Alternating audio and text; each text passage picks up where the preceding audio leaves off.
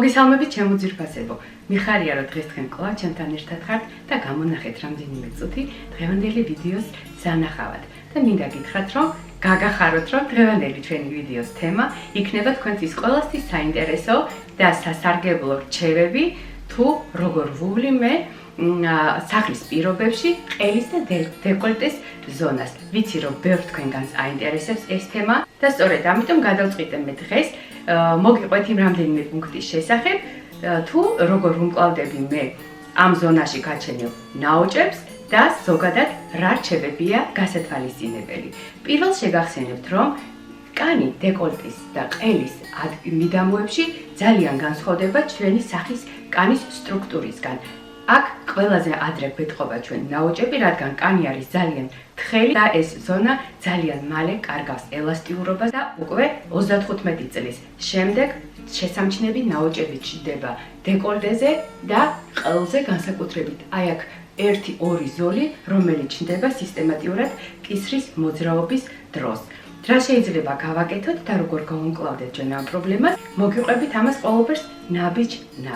30 წლამდე გოგოებს ეს პრობლემა არ აწუხებთ და აბსოლუტურად არ აქცევენ ყელის და დეკოლტის მოვლას ყურადღებას და ეს ლოგიკურიცაა, რადგან ამ სახში ჯერ კიდევ კანი არის ელასტიური და მას არ ეთყობა არანაირი ნაოჭის კვალი, მაგრამ 30-35 წლის შემდეგ უკვე დამეთანხმებით, როდესაც ჩვენი კანი ელასტიურობას კარგავს, ვამჩნევთ რომ სახის კანისგან განსხვავებით უფრო ადრე აი ამ მიდამოებში ჩნდება ნაოჭები.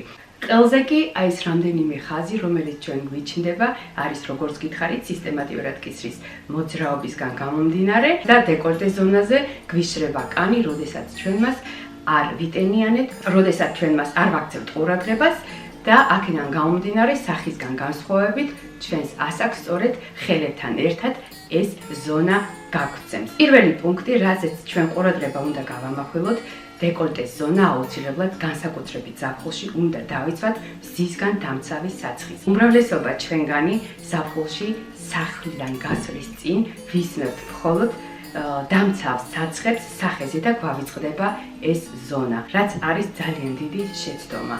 ყოველთვის სახლიდან გასვლის წინ, როგორც სახეზე ისმევთ მზისგან დამცავ საცხს, უნდა წაისვათ მზისგან დამცავი საცხი ზაფხულში დეკოლტეს და ყელის ზონაზე. ამით ჩვენ თავს ავარიდებთ ულტრაიისფერ სხივებს და დავიცავთ კანს აჭერლებისგან და არ გვექნება ეს ადგილი გაწითლებული, გამუნქებული და გვექნება ერთგვაროვანი ლამაზი ფერი როგორც სახეზე, ყელზე, ასევე დეკოლტეზე. მეორე პუნქტი, რაზეც ყურადღება უნდა გავამახვილოთ, ეს არის ჩვენი ეგრეთ წოდებული ასანკა, ანუ დგომა. ყოველთვის უნდა გქონდეს კისერი მოღერებული, ზურგი გასწორებული და ისეთი ლამაზი ასანკა. როდესაც თქვენ გამოგიმუშავდებათ ესეთი ლამაზი დგომა, თქვენ ხელს შეუშლით როგორც ნაოჭების განვითარებას, კისრის, ყელის და დეკოლტის ზონაში, აგრეთვე თქვენ ბევრად უფრო ლამაზი შესახედი იქნებით გვერდიდან და შეგიძლიათ გაიკეთოთ სისტემატიურად თითქმის ყოველ დღე ესე დამჯდამ მდგომარეობაში აიწიეთ ზევით, აი თავის კენწეროთი ეცადეთ რაღაცას მიწვდეთ ზევით და მოიღერეთ კისერი. აი ესეთი სისტემატიურად ამ ვარჯიშის გამოყენების დროს თქვენ თვითონ ნახავთ შედეგს. და მესამე პუნქტი, ეს არის საცხები. არასოდეს არ დაგავეწყდეთ და მით უმეტეს არ დაიზაროთ ყელზე და დეკოლტეზე საღამოს სახის კანის მოვლის შემდეგ და კვებავის წასვლის შემდეგ ამ ზონის მოვლაც. მე პირადად ვარ მინიმალისტი და ძალიან მიყვარს ერთი პროდუქტის რამდენიმე მიმართულებით გამოყენება. და სწორედ ამ ზონის მოვლისთვის ვიყენებ მე ანალოგიურ საცხებს, რასაც მე სახის კანზე ვისმევ. მე პირადად მიმაჩნია თუ არა გაქვთ ძალიან დაბერებული ეს ზონა და გაქვთ ოდნავ ნაოჭები და ოდნავ გამომშრალი დეკოლტეს კანი, აბსოლუტურად კარგ შედეგს იძლევა ყოველ საღამოს სახის გასუფთავების და დეკოლტის გასუფთავების შემდეგ ანალოგიური სახის საცხის წასმა დეკოლტეს მიდამოებში. ესე იგი, სახის საცხი არის ის პროდუქტი, რომლის საშუალებითაც ჩვენ დეკოლტის ზონასაც მოუვლით. მე პირადად ამ ზონაზე დღის განმავლობაში არანაირ საცხს არ ვისმევ. თუ არ ჩავთვლით ზაფხულის პერიოდს, როდესაც მე მხოლოდ და მხოლოდ მზისგან დამცავი საცხით შემოვიფარგლებით. ზამთრის პერიოდში მე დეკოლტის ზონაზე არანაირ საცხს არ ვისმევ, რადგან ეს მიქმნის მე დისკომფორტს, ჩემთვის საკმარისია. ღამე ძილის წინ მოვა, რომ ამ ზონას წავისვა კარგად მკვებავი საცხი ყელზე და დეკოლტეზე, როგორც გითხარით, და მთელი ღამის განმავლობაში იქნება ეს ადგილი დაცული და გადაბრუნება, გადმობრუნების შემთხვევაში ზუსტად ვიცი, რომ აქ ნაოჭები, ამ მიდამოებში მე ნაოჭები არ გამიჩნდება. დამეთანხმებით, რომ დეკოლტეს ზონაზე აი აქ შუაში ნაოჭები იმ ადამიანებს უფრო აღენიშნება, ვისაც უყვარს გვერდზე წოლა. რადგან მთელი ღამის განმავლობაში მარჯვენა ან მარცხენა მხარეზე წოლა იწევს აი ამ ადგილებში განსაკუთრებით აი ესეთ არასასიამოვნო ნაოჭების გაჩენას. ამ შემთხვევაში მე გამიმართლა, მე არ მიყვარს გვერდზე წოლა და ალბათ ეს კიდევ ერთი პლუს პუნქტია, რომ მე ჯერჯერობით ამ მიდამოებში ნაოჭებს არ ვუჩივი. მოკლედ გოგოების საყურადღებოდ, რომლებსაც ჯერ არ გაქვთ ამ ადგილზე ნაოჭები გაჩენილი და ამ ზონაზე ჯერ კიდევ კანი არის ელასტიური და მკვრივი, არ გირჩევთ ისეთი განსაკუთრებული დეკოლტეს სერიის საცხების შეძენას. თქვენთვის აბსოლუტურად საკმარისი იქნება თქვენი სახის საცხები. ხოლო ქალბატონებს 40 წლის ზევით თუ აღენიშნებათ ამ ზონაზე ისეთი ჭარბი ნაოჭები და ძალიან გამომშრალი კანი, ამ შემთხვევაში უკვე გასათვალისწინებელია ზოგადად დეკოლტეს საცხების შეძენა. ბაზარზე არის დიდი არჩევანი და ამ შემთხვევაში თქვენ უკვე გჭირდებათ დეკოლტის მოვლის საშუალებები, დეკოლტის საცხები, უნდა შეიძინოთ და უნდა მოიხმაროთ კიდევაც, რადგან მხოლოდ სახის საცხით თქვენ აი ამ ზონაზე უკვე გაჩენილ პრობლემებს ვერ მოაგვარებთ. მე კი ამ ზონას, როგორც გითხარით, ვუვლი ჩემი სახის საცხების საშუალებით და რა თქმა უნდა, აგრეთვე ნიღბებით. კვირაში ერთხელ აბსოლუტურად საკმარისია პილინგი გაუკეთოთ როგორც სახის კანს, ანალოგიურად ყელს და დეკოლტეს ზონას. ანუ ეს სამი ზონა შედის ერთ მოვლის რიტუალში. არავითარ შემთხვევაში არ დაგავიწყდეთ სახის პარალელურად ყელის და დეკოლტეზე პილინგების გაკეთება და ნიღბების დადება. ნიღბები გააკეთეთ ყოველთვის ცოტა დიდი რაოდენობით და დაიწყეთ მისი დადება დეკოლტეს ზონიდან, აი ესეთი მოძრაობებით, ყელზე და შემდეგ უკვე სახეზე. მე ჩემი ვიდეოს გადაღების დროს ნიღბებს ვიკეთებ მხოლოდ სახეზე, რადგან ჩემთვის ესე უფრო კომფორტულია, მაგრამ ყოველდღიურ ცხოვრებაში, ანუ კვირაში ერთხელ, როდესაც მე ვაკეთებ პილინგებს და საცხებს, ვამზადებ მას ცოტა დიდი რაოდენობით და ვიწყებ ქვევიდან ზევით. არ დაგავიწყდეთ აგრეთვე მასაჟის გაკეთება დეკოლტეს და ყელის მიდამოებში. დაისვერეთ თითებით თქვენი მკვებავი საცხით ყოველ საღამოს და ესეთი მოძრაობებით შეიზილეთ მკვებავი დეკოლტის ზონაში და ცენტრიდან პერიფერიებისკენ გაიკეთეთ მასაჟი. შემდეგ აყევით ყელს და ყელის მასაჟი კეთდება ქვევიდან ზევით.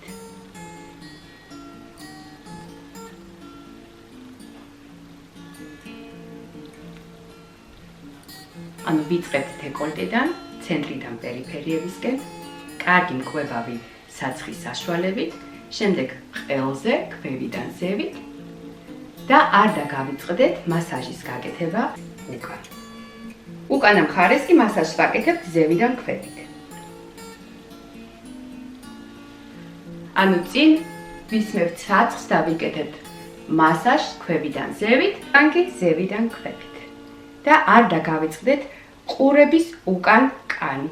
ამ ზონაშიც კარგი შესამჩნევია ნაოჭები და ანალოგიურად ასევე ჭირდება დატენიანება, კვება და მასაჟი ყურის უკან კანს, როგორც ყელს და დეკოლტეს.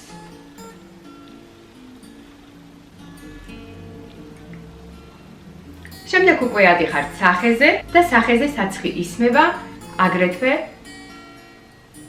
აი ესეთი მიმართულებით, ცენტრიდან პერიფერიებისკენ.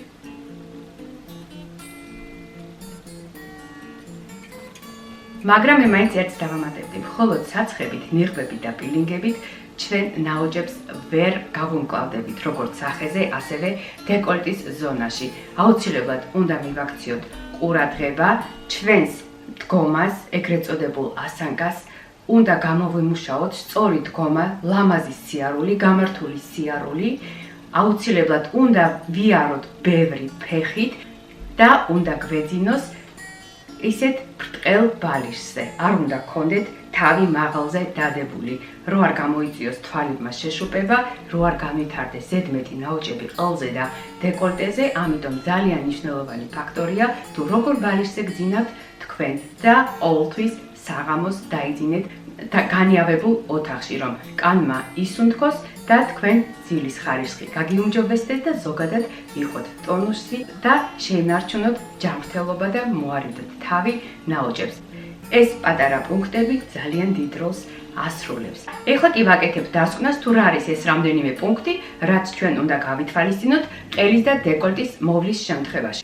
ნომერ პირველი პუნქტი: არ გახვიდეთ ზაფხულში გარეთ, ზისგან დამცავი საცხის გარეშე. ნომერ მეორე პუნქტი: ეს არის სწორი ხერხემალი, სწორი ასანკა და ეს ვარჯიში, რომელიც მე თქვენ ზევით შემოგთავაზეთ, დასხედით ან დადექით გამართულ მდგომარეობაში და თავის კენწეროთი ეცადეთ, რომ მიწვდეთ ჭერს. რამდენიმე წუთი ამ ვარჯიშის გამოყენება ყოველ დღე თქვენ რამდენიმე კვირაში ძალიან დიდ შედეგს მოგცემთ და შემდეგ უკვე ავტომატურად ივლით გამართული, გასწორებული მხრებით და ეს ყველაფერი ძალიან მალე თქვენს ვიზუალზე ზეგავლენას მოახდენს მერწმუნედ. მარტო საცხების წასმა არაფერ შედეგს არ მოგვიტანს. მესამე პუნქტი კი არის სწორი ძილი. უმჯობესია თუ თქვენ დაიძინებთ ხერხემალზე და ბრტყელ ბალიშზე განიავებულ ოთახში. თუ არ შეგიძლიათ ზურგზე დაძინება და გიყვართ გვერდზე ძილი, მაშინ არ დაგავიწყდეთ ძილის წინ, ყელზე და დეკოლტეზე მკვებავი საცხის დიდი რაოდენობით წასმა, რომ თქვენ გვერდზე წოლის დროს ხელი შეუშალოთ აი ამ ცენტრალური ნაოჭების განვითარებას. მეოთხე პუნქტი აუცილებელია კვირაში ერთხელ სახის კანის პარალელურად პილინგებიდან იხვების დადება, როგორც დეკოლტეზე, ყელზე და შემდეგ უკვე სახეზე. არ დაგავიწყდეთ. აი ამ ზონას ანალოგიურად ისეთი მოვლა ჭირდება, როგორც სახის. მეხუთე ყველაზე მნიშვნელოვანი პუნქტია მასაჟი, ვარჯიში და ფიტნესი. კანს ჭირდება გაახალგაზრდავება, კანს ჭირდება ტონუსში მოყვანა და არ დაგეზაროთ კვირაში 3-ჯერ მაინც აი ამ მასაჟების გაკეთება. დაისველეთ საცხში თითები და გაიკეთეთ დეკოლტის მასაჟი, როგორც გაჩვენეთ ცენტრიდან პერიფერიებამდე, კისერზე ქვევიდან ზევით, უკან კი ვიკეთებთ ზევიდან ქვევით და არ დაგავიწყდეთ ზონა ყურების უკან. ძალიან დიდი ფაქტორი უჭირავს სახის მასაჟს, ფიტნეს და ზოგადად ყელის და დეკოლტეს მასაჟის გაკეთებას ნაადრევი ნაოჭების წინააღმდეგ და ნაადრევი დაბერების შესაჩერებლად. და გაამახვილეთ ყურადღება, თუ თქვენ გაქვთ ძალიან დაბერებული ეს ზონა, ამ ზემოთ ჩამოთვლილი 5 პუნქტის პარალელურად შეიძინეთ დეკოლტესთვის განკუთვნილი საცხები. მხოლოდ კანისთვის განკუთვნილი საცხებით პოებავით დამატენიანებლით თქვენ ამ პრობლემას ვერ გაუმკლავდებით. შეარჩიეთ საჭირო საცხები, გაიკეთეთ მასაჟი, გაიკეთეთ სახის ფიტნესი, გაიკეთეთ კვირაში ერთხელ პილინგები, მასაჟები, ეს გაჭიმვის ვარჯიშები და 2-3 კვირაში თქვენ რეზულტატს დაინახავთ. მოკლედ ეს რამდენიმე რჩევა იყო გოგოებო, რასაც მე ვითვალისწინებ და ვაკეთებ სისტემატიურად ყელის და დეკოლტის ახალგაზრდობის შენარჩუნებისთვის. არ დაიზაროთ, ეს რამდენიმე პუნქტი გაითვალისწინეთ და თუ თქვენ კიდე რამეს დაამატებდით, აუცილებლად დამიწერეთ კომენტარებში, რადგან მე არ ვიცი ყველაფერი, არ ვარ ყველაფრის მცოდნე და ძალიან გამახარებს რამდენიმე რჩევა თქვენგან, თუ რას დაამატებდით ამ ჩემს პუნქტებს.